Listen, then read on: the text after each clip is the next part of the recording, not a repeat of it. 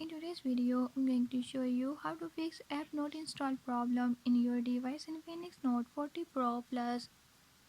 In this video, I'm gonna share a few tips and tricks that you can use to fix it. If you found these tips helpful, press the subscribe button and ring the notification bell. Make sure to watch complete video and learn how you can do it. Let's watch the video.